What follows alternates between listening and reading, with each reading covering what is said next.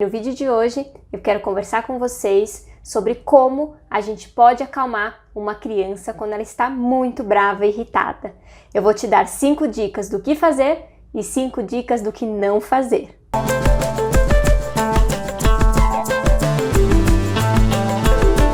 Antes de começar, a gente precisa entender que a irritação é um processo natural e esperado de todo ser humano. Eu, você, as crianças, todo mundo vai ficar irritado em algum momento. O que acontece é que a criança ela ainda não tem recursos e habilidades emocionais para lidar com a irritação de uma maneira mais saudável e adequada. Mas convenhamos, muitos adultos também ainda não têm formas adequadas de lidar com a própria irritação. Eu quero refletir com vocês então sobre essas 5 coisas e eu quero que vocês comecem a aplicar e observar com as crianças em casa se isso acontece com você. A primeira dica é: não diga para o seu filho ficar calmo. E parece uma coisa esquisita, afinal, se ele está bravo, se ele está irritado, eu preciso pedir para ele se acalmar. Só que se acalmar é um conceito muito amplo. A criança não sabe o que isso significa. A criança ela não entende como se acalmar. Principalmente as crianças pequenas, neurologicamente, elas não estão prontas para controlar as próprias emoções. Nós precisamos ajudar as crianças a desenvolver essa habilidade e pedir para ela ficar calma só vai fazer ela se irritar ainda mais e se sentir inadequada e muitas vezes sem saber o que fazer. Então, a primeira dica do que fazer é: nomeie o que você está observando e ajude a criança a identificar esse sentimento. Por exemplo, filho, eu percebi que você ficou muito bravo porque eu pedi para você guardar o seu brinquedo. Quando a criança se sente escutada, ela percebe que você entendeu o que está acontecendo. Mas considerar não significa atender. Nós podemos considerar os sentimentos das crianças, acolher, mas a gente não precisa atender aquele pedido. A segunda dica do que não fazer é: você não pode perder o controle também. Você precisa manter a calma. Quando a gente mostra para a criança que estamos calmos, nós mostramos para ela qual é o tom que aquela conversa vai acontecer.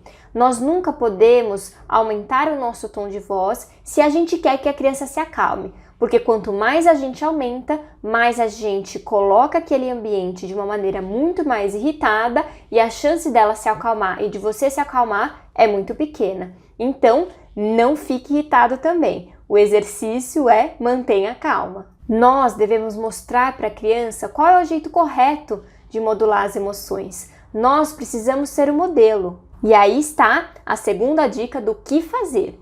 Seja o modelo de controle e modulação emocional para o seu filho. Eu sempre falo para os pais no consultório: nós precisamos manter uma voz calma, um rosto calmo e um corpo calmo. Nós vamos ser o maestro daquela conversa e mostrar qual é o tom que nós queremos conversar. Uma boa estratégia é dizer para o seu filho: filho, quando você puder falar comigo no tom que eu estou falando com você agora, nós vamos conversar.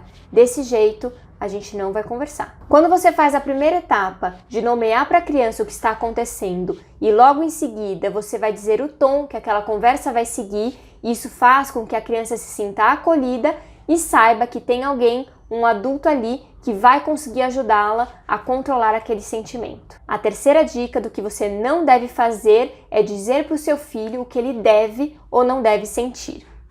E eu vou explicar um pouco melhor.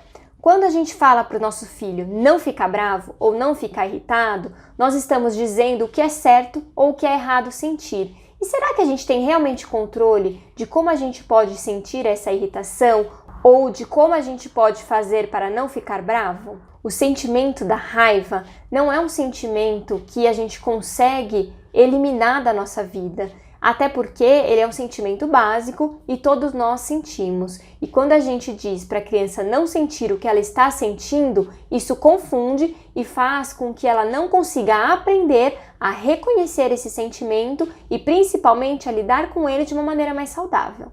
Então, nesse caso específico, a terceira dica do que você deve fazer é ganhar tempo.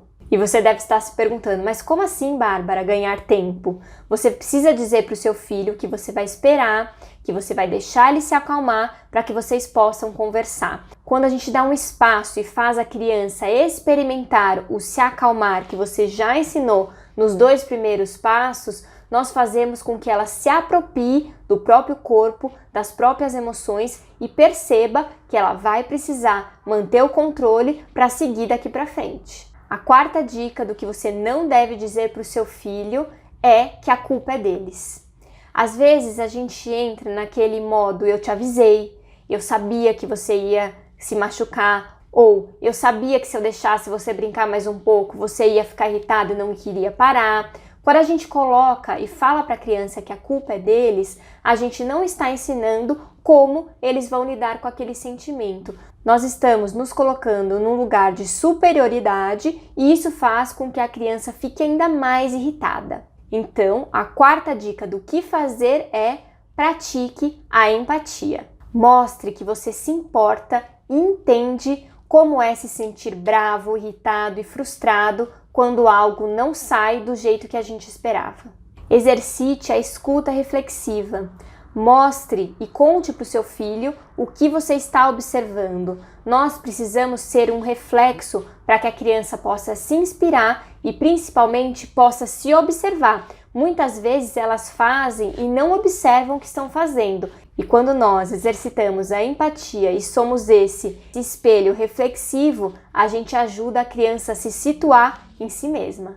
A 5ª e última coisa que você não deve fazer para o seu filho, que eu já te dei um spoiler aí na 4ª, é não entrar no modo eu te avisei. E isso também está relacionado àquela pergunta: por que você está bravo? Ou por que você está chorando? Ou ainda, por que você jogou os brinquedos no chão?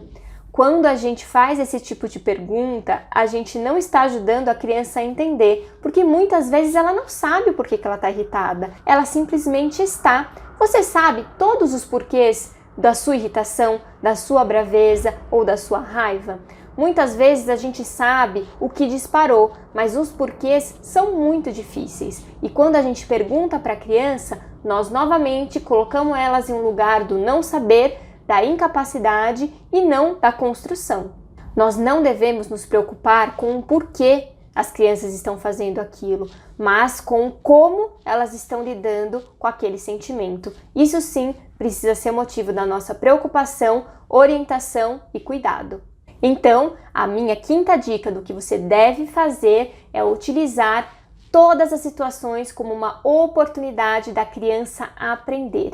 Quando nós ajudamos e seguimos os 4 primeiros passos, a criança vai estar muito mais calma e mais disposta a te escutar. E aí você entra com as perguntas criativas e principalmente ajudando a criança a entender o que ela pode fazer para aprender e não repetir aquele erro. A pergunta clássica que eu adoro é: o que você poderia ter feito de diferente? Essa pergunta não julga, essa pergunta não culpa, essa pergunta acolhe e dá recursos para que ela possa pensar o que fazer diferente da próxima vez. E aí, vamos praticar essas 5 dicas do que fazer e do que não fazer? Espero que você tenha gostado desse vídeo. Se você gostou, compartilha com alguma outra mãe ou pai que precisa dessas informações. Escola da Mãe Moderna. Saiba mais em @Escola da Mãe Moderna.